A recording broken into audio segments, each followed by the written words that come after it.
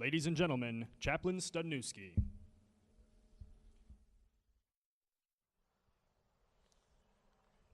I invite you all to pray with me. Almighty God, we gather today across America, very mindful of the cost paid for the freedom we enjoy. We gather on these hallowed grounds particularly to remember and to honor with singular devotion men and women of ignoble clay like ours, but who rose above their human condition with noble hearts and steadfast wills, who despite the brevity or the obscurity of their lives dignified our humanity and the profession of arms by choosing to stand for something, who declared with their actions that preserving freedom is a cause to live for, to serve for, and even to die for. Bless our commemoration here and all its participants. May this observance render honor to those we remember. For what they gave, they deserve more than we can give. We ask you, Lord, to bestow upon them the gift this world cannot give. Grant them the peace that they found so elusive in this life, and let that peace be full and everlasting. Amen.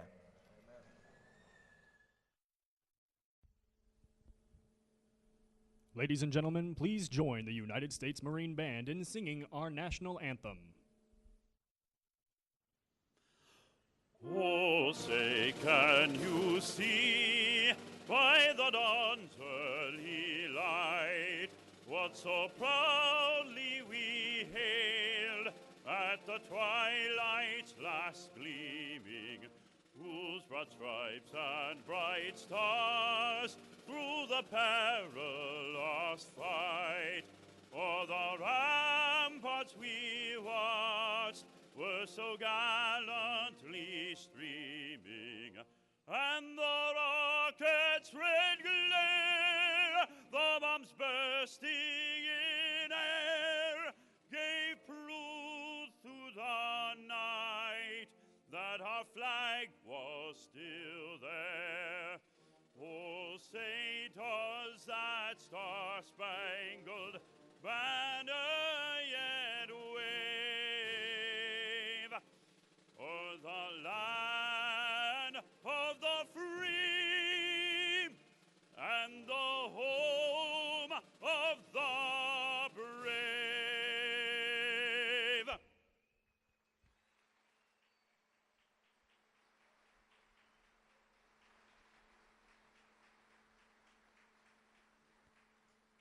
Please be seated. Ladies and gentlemen, General Dempsey.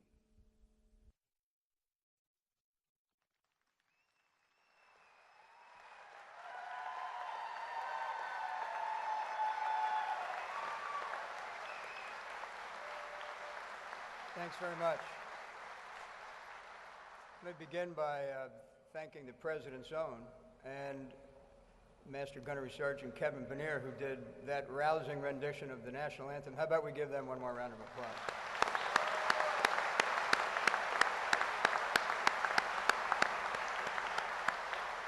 Mr. President, Secretary Carter, members of Congress, veterans, and fellow Americans, good morning and welcome. We come together in this anointed place on this appointed date to honor our fallen warriors, those champions of freedom who made the ultimate sacrifice for our nation. And I especially want to thank their families. On behalf of the men and women of our armed forces, I want you to know that you are always in our hearts. We, along with a grateful nation, remain inspired by your strength and remarkable courage, and I want to make special mention of my teammates from the Tragedy Assistance Program for Survivors, whose family members and children are here celebrating their Good Grief Camp. God bless you guys.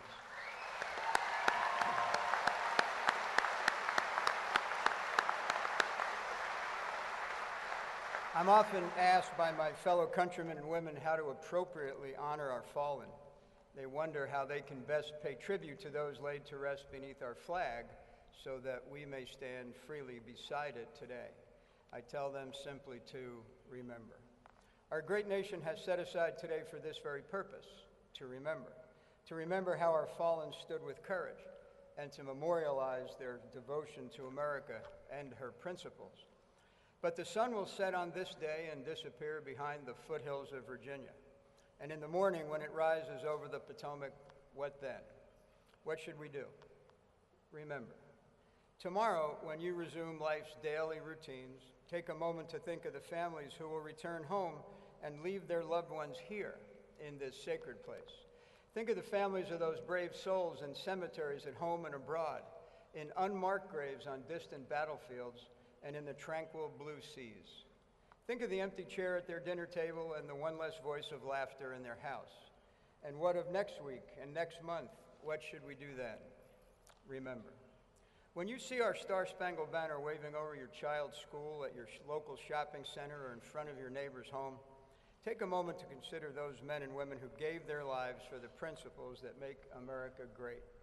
Upon seeing a Purple Heart license plate or hearing the national anthem at a sporting event, take a moment to think of those who did not survive their wounds, who did not return home, who can never again salute the flag or share in the freedoms we experience each and every day. These are the acts of remembrance, daily rituals of reflection handed down to us by families of the fallen for generations. Remembrance, like love and trust, only truly exists in our actions. It's not a place we visit or a simple sentiment. Rather, it's a debt of gratitude that shapes the way we live our lives. Let us pledge today to make a habit of these acts of remembrance as an example for the generations that follow.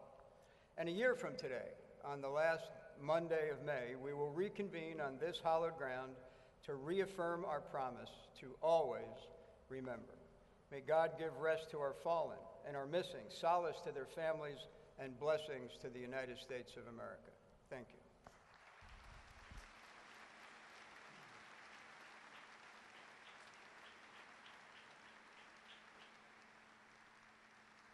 Ladies and gentlemen, listen now as the United States Marine Band performs America the Beautiful.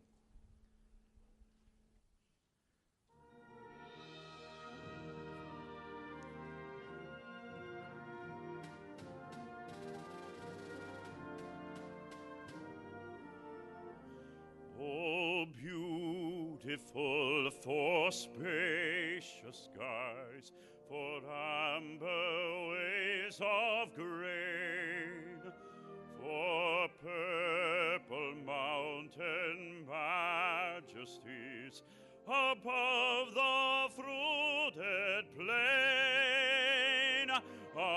America, America, God shed his grace on thee, and crown thy good with brotherhood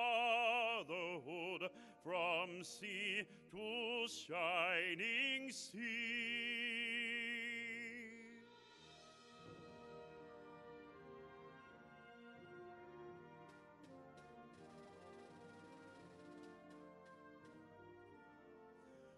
Oh, beautiful for heroes brood, through liberating strife, who more than self their country loved, and mercy more than life.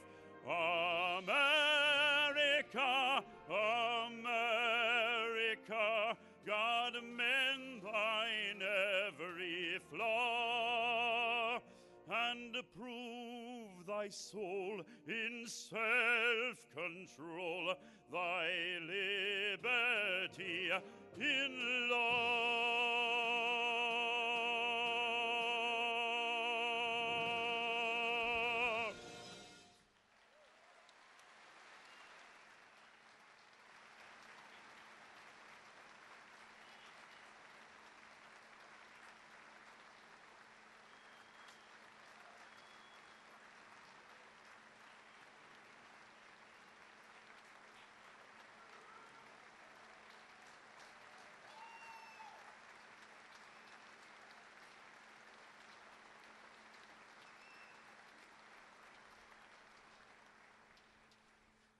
Ladies and gentlemen, Secretary Carter.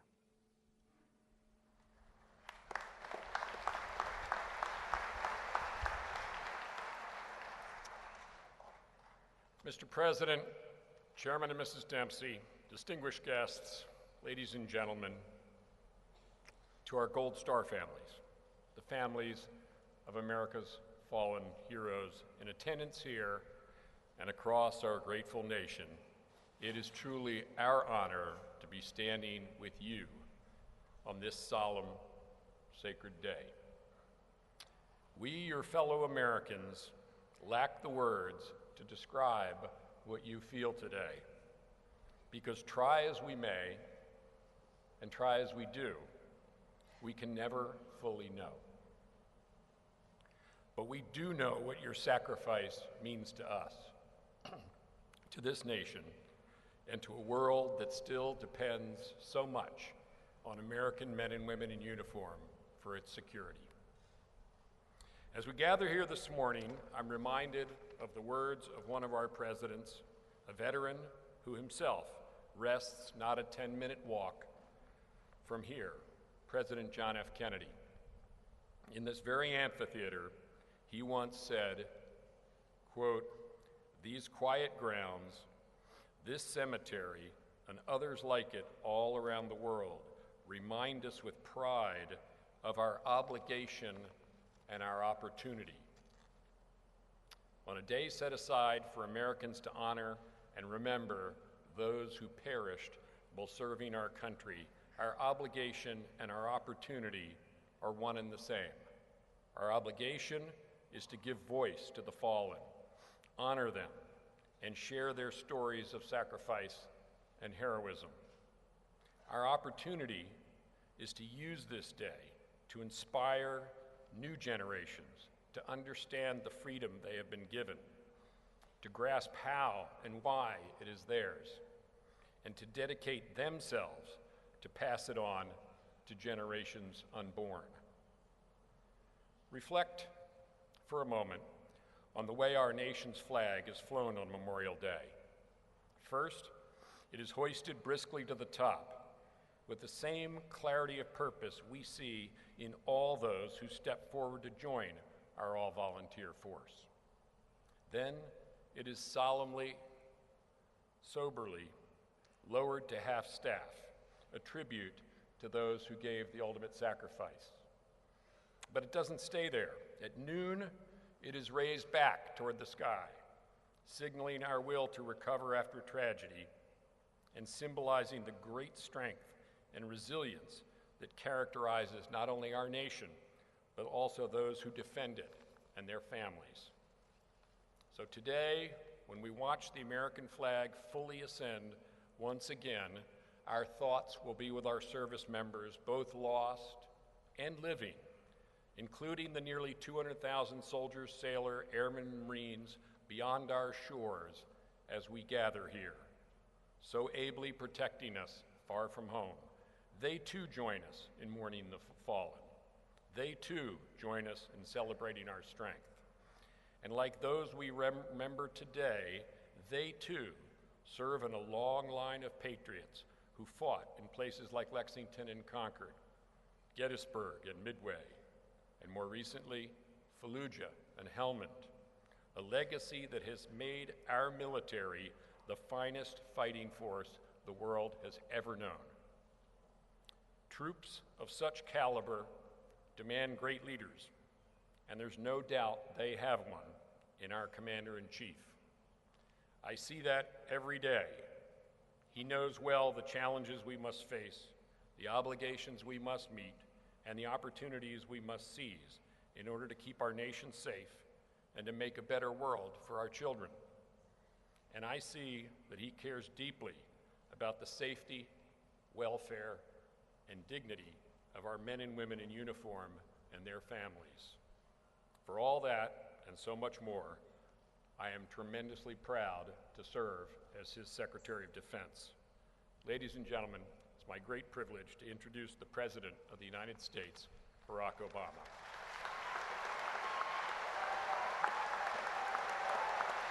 Thank you. Thank you so much. Thank you. Thank you. Please be seated. Good morning, everybody. Thank you, Secretary Carter, for your leadership of our men and women in uniform, General Dempsey, Major General Buchanan, Mr. Patrick Hallinan, Executive Director of Army National Military Cemeteries, Chaplain Stanuski, members of our armed services, veterans, and most of all, families and friends of our fallen. It is my deep honor to share this day with you again. For 147 years, our nation has set aside this day to pay solemn tribute to patriots who gave their last full measure of devotion for this country that we love. And while the nature of war has changed over that time, the values that drive our brave men and women in uniform remain constant. Honor, courage, selflessness. Those values lived in the hearts of everyday heroes who risked everything for us in every American war. Men and women who now rest forever in these quiet fields and across our land. They lived in the patriots who sparked a revolution and who saved our Union. They lived in the young GIs who defeated tyranny in Europe and the Pacific. And this year we mark a historic anniversary, 70 years since our victory in World War II. More than 16 million Americans left everything they knew to fight for our freedom. More than 400,000 gave their lives.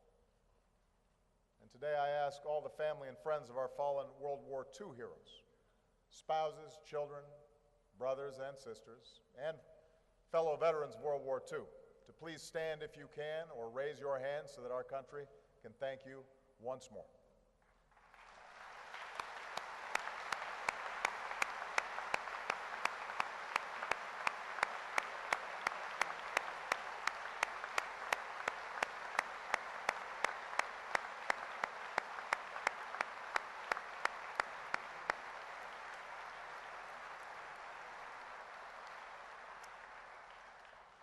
These same values lived in those who braved the mountains of Korea, the jungles of Vietnam, the deserts of the Middle East. And in the past decade, we've seen these values on display again in the men and women of our 9/11 generation. For many of us, this Memorial Day is especially meaningful. It is the first since our war in Afghanistan came to an end. Today is the first Memorial Day in 14 years that the United States is not engaged in a major ground war. So on this day, we honor the sacrifice of the thousands of American service members, men and women, who gave their lives since 9/11, including more than 2,200 American patriots who made the ultimate sacrifice in Afghanistan. As an Arizona kid, Wyatt Martin loved the outdoors. He started fishing when he was 2 years old. His dad says he was pretty good for a toddler. Wyatt grew to 6'4", became a hunter, and wore flannel shirts every day, so his friends nicknamed him Paul Bunyan. He planned to go to college and work in the Arizona Game and Fish Department so that he could protect the land and waters he loved so much. Wyatt's life was animated by the belief that the blessings that he and his family enjoyed as Americans came with an obligation to give back, an obligation to serve. So before he pursued his dream of being a good steward of the great outdoors, he enlisted in the Army. And when he deployed to Afghanistan as a combat engineer, there was no doubt in his mind that he was doing the right thing. Last summer, Wyatt told his sister, "If something happens to me, know that I went happy." Ramon Morris was born in Jamaica, moved to Queens as a teenager, and like so many proud immigrants, he was called, compelled, to serve his new country.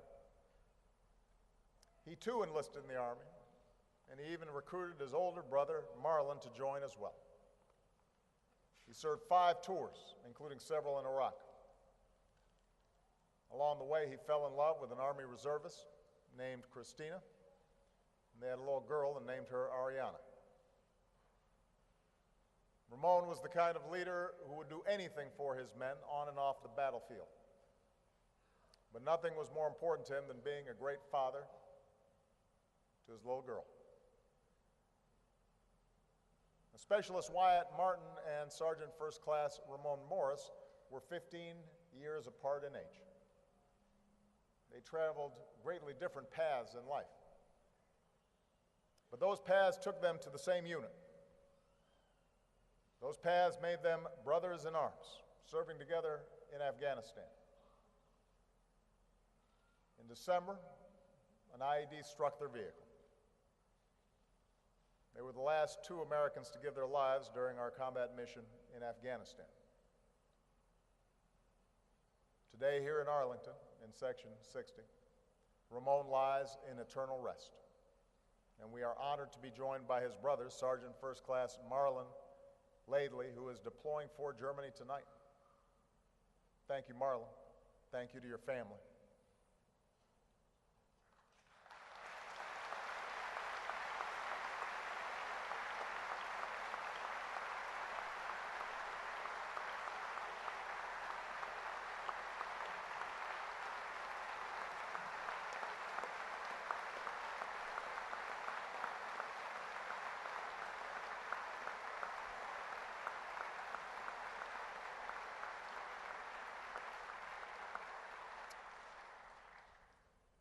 These 2 men, these 2 heroes, you saw them passing on the street, you wouldn't have known they were brothers. But under this flag, in common cause, they were bonded together to secure our liberty, to keep us safe. My fellow Americans, this hallowed ground is more than the final resting place of heroes. It is a reflection of America itself. It's a reflection of our history, the wars we've waged for democracy, the peace we've laid to preserve it. It's a reflection of our diversity, men and women of all backgrounds, all races and creeds and circumstances and faiths, willing to defend and die for the ideals that bind us as one nation. It is a reflection of our character, seen not only in those who are buried here, but also in the caretakers who watch over them and preserve this sacred place, and in the sentinels of the 3rd Infantry Regiment who dutifully, unfailingly watch over those patriots known only to God, but never forgotten. Today, a grateful nation thanks them as well.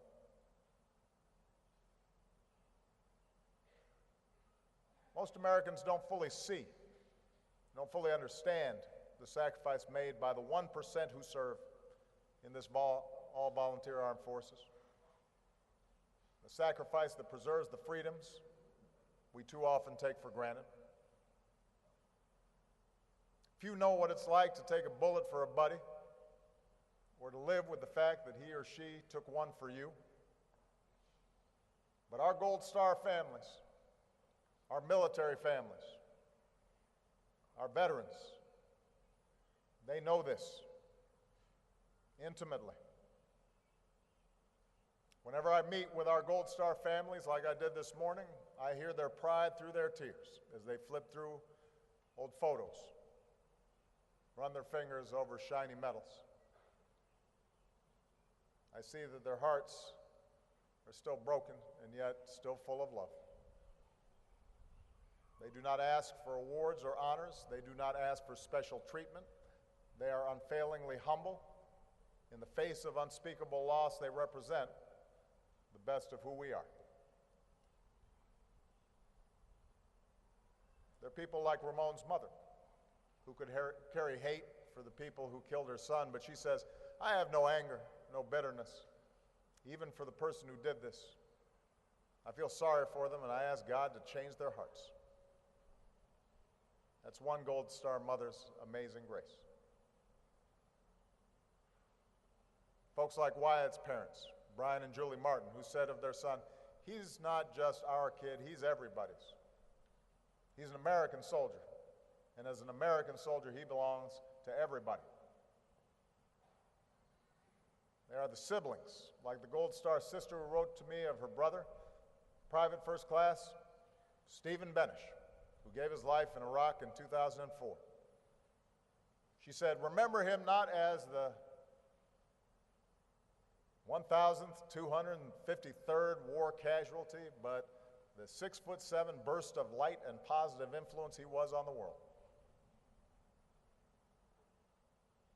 These sons and daughters, these brothers and sisters who laid down their lives for us, they belong to us all. They're our children too.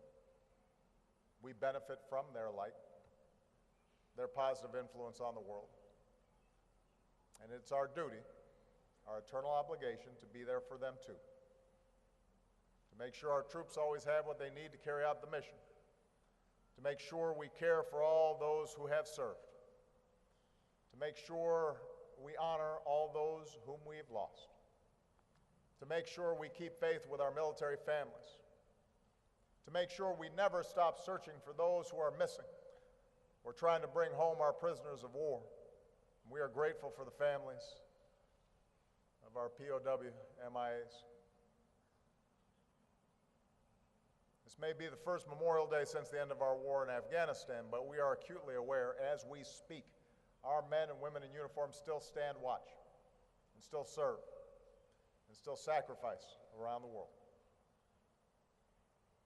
Several years ago, we had more than 100,000 troops in Afghanistan. Today, fewer than 10,000 troops remain on a mission to train and assist Afghan forces. We'll continue to bring them home and reduce our forces further down to an embassy presence by the end of next year, but Afghanistan remains a very dangerous place. And as so many families know, our troops continue to risk their lives for us. Growing up in Massachusetts, John Dawson was an honor student who played varsity soccer. Loved the Bruins, loved the Pats, was always up for fun, running into a room while spraying silly string or photo bombing long before it was in style. John was passionate about service. He shared the same convictions of so many we honor today, who wanted nothing more than to join a common cause and be part of something bigger than himself. He channeled his love of cycling into charity bike rides with his church. He joined the Army, and as a combat medic, he fulfilled his dream of helping people. He loved his job. In April, an attacker wearing an Afghan uniform fired at a group of American soldiers. And Army Corporal John Dawson became the first American service member to give his life to this new mission, to train Afghan forces. The words on John's dog tag were those of Scripture. Greater love has no other than this, than to lay down your life for your friends. The Americans who rest beneath these beautiful hills and in sacred ground across our country and around the world, they are why our nation endures. Each simple stone marker, arranged in perfect military precision, signifies the cost of our blessings. It is a debt we can never fully repay. But it is a debt we will never stop trying to fully repay. By remaining a nation worthy of their sacrifice. By living our own lives the way the fallen lived theirs. A testament that greater love has no other than this, than to lay down your life for your friends.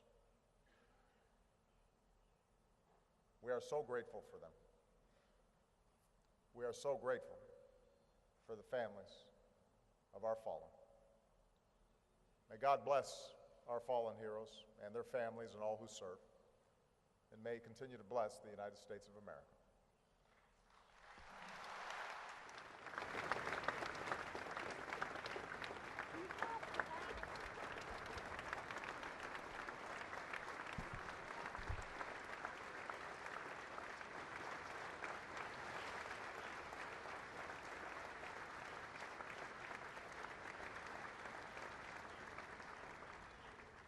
Ladies and gentlemen, please remain standing for the playing of taps and the benediction.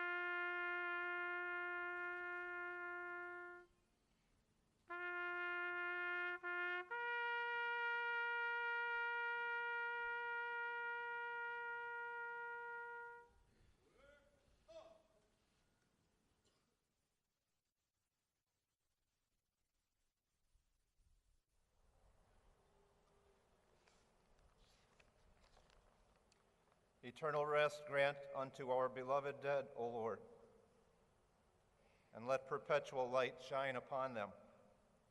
May they rest in peace. Bless us, Lord. Bless us all across this land we call America with strength, wisdom, and courage. May the sacrifice of so many